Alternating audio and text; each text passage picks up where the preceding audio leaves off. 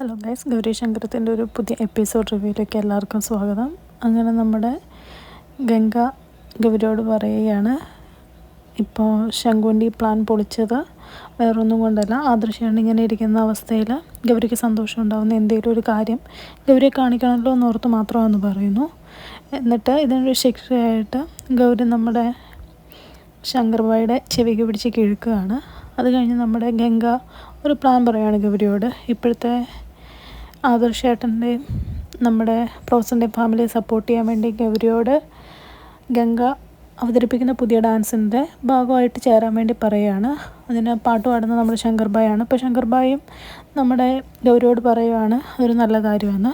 പിന്നെ കാണിക്കുന്ന ആദർശ് വേണിയും കൂടെ വീട്ടിൽ ഇരിക്കുന്നതാണ്. ആദർശിന് ഭയങ്കര വിഷമമാണ്, പുള്ളി ജീവിച്ചിരിക്കുന്നു എന്ന് മാത്രമേ ഉള്ളൂ എന്നുള്ള രീതിയിൽ ഓരോ കാര്യം പറഞ്ഞ് വിഷമിച്ചിരിക്കുമ്പോൾ നമ്മുടെ വേണിയാണ് ആദർശിനെ സന്തോഷിപ്പിക്കാൻ വേണ്ടി ഓരോ നവരസങ്ങൾ കാണിക്കുകയാണ്. ഓരോ നവരസങ്ങളും കാണുമ്പോൾ വേണിയുടെ ഈ ഓരോ ആക്ഷൻ കാണുമ്പോൾ നമ്മുടെ മത്താപ്പ് ആദർശേട്ടൻ പൊട്ടിച്ചിരിക്കുകയാണ്. ആ സമയത്ത് എന്നെ കളിയാക്കുക അല്ലേ നിങ്ങളൊന്നും പറഞ്ഞ് വേണി അവിടെ നിന്ന് മാറിപ്പോവാണ്. പക്ഷെ വേണി പോകുന്ന വേണിക്ക് അല്ല സങ്കടം സഹിക്കാൻ വയ്യാഞ്ഞിട്ട് വേണി അവിടെ നിന്ന് കരയുകയാണ്. പക്ഷെ അതൊന്നും ആദർശനെ കാണിക്കാണ്ട് വേണി പയ്യെ തിരിച്ചു വരുമ്പോഴത്തേക്കും നന്ദിനിയും ആദർശന് വേണ്ടിയുള്ള ഫുഡ് കൊണ്ടുവരും.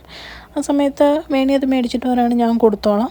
ആ സമയത്ത് നന്ദിനിയമ്മ പറയുന്നുണ്ട്, മോളെ ഇപ്പം നിൻ്റെ വയറ്റിലൊരു കുഞ്ഞുണ്ട്, നീ ഇതൊക്കെ ശ്രദ്ധിക്കണം എന്നൊക്കെ പറയുന്നുണ്ടെങ്കിലും ഇവർ പരസ്പരം ആദർശം വേണി നോക്കുന്നുണ്ടെങ്കിലും വേണി പറയുന്നുണ്ട് ഞാനിതെല്ലാം ശ്രദ്ധിച്ചോളാം, അതൊന്നും കുഴപ്പമില്ല നന്ദിനിയമ്മ പൊയ്ക്കോന്നും പറഞ്ഞ് ആദർശന് ഫുഡ് കൊടുക്കുകയാണ്.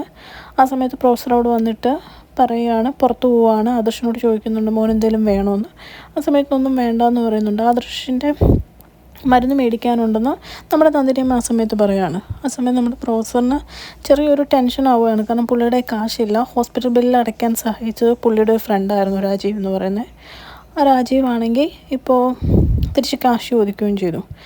അങ്ങനെ നമ്മുടെ പ്രൊഫസറിൻ്റെ കാശില്ലാണ്ടിരിക്കുന്ന സമയത്ത് ഗൗരി ഊരി കൊടുത്ത മാലയായിട്ട് നമ്മുടെ നന്ദിനിയമ്മ എന്നിട്ട് പറയുകയാണ്, എനിക്ക് അറിയാമല്ലോ പ്രൊഫസറിൻ്റെ കാശില്ല, എല്ലാ കാര്യവും അറിയാവുന്നതല്ലേ എന്നും പറഞ്ഞ് നമ്മുടെ പ്രൊഫസറിൻ്റെ കയ്യിലോട്ട് ഗൗരി കൊടുത്ത മാല കൊടുത്തിട്ട് പറയുകയാണ് ആ രാജീവിന് എത്രയും പെട്ടെന്ന് കാശ് തിരിച്ചു കൊടുക്കണം എന്ന് പറയുകയാണ്. അപ്പോൾ ഇവർ പരസ്പരം ഗൗരി എന്ന് പറയുന്ന മകൾ എത്രത്തോളം ഇവരെ മനസ്സിലാക്കുന്നുണ്ട് എന്നിങ്ങനെ പറയുകയാണ്. മറ്റുള്ളവരുടെ ബുദ്ധിമുട്ടും വിഷമങ്ങളും ഒക്കെ ഗൗരിക്ക് പെട്ടെന്ന് മനസ്സിലാവുമെന്ന് പറഞ്ഞ് അവിടെ നിൽക്കുന്നതാണ്. പിന്നെ കാണിക്കുന്നത് ചാരങ്ങാട് വീടാണ്.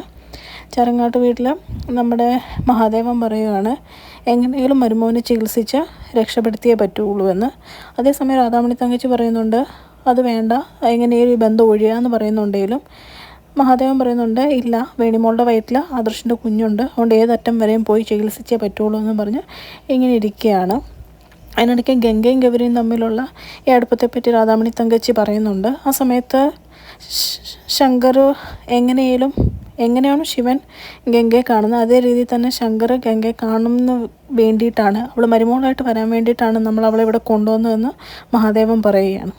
ഗൗരിയും ഗംഗയെ എങ്ങനെയും ഈ കാരണം പറഞ്ഞ് പിരിക്കണം എന്ന് പറഞ്ഞുകൊണ്ടാണ് ഇന്നത്തെ എപ്പിസോഡ് ഇവിടെ തീരുന്നത്.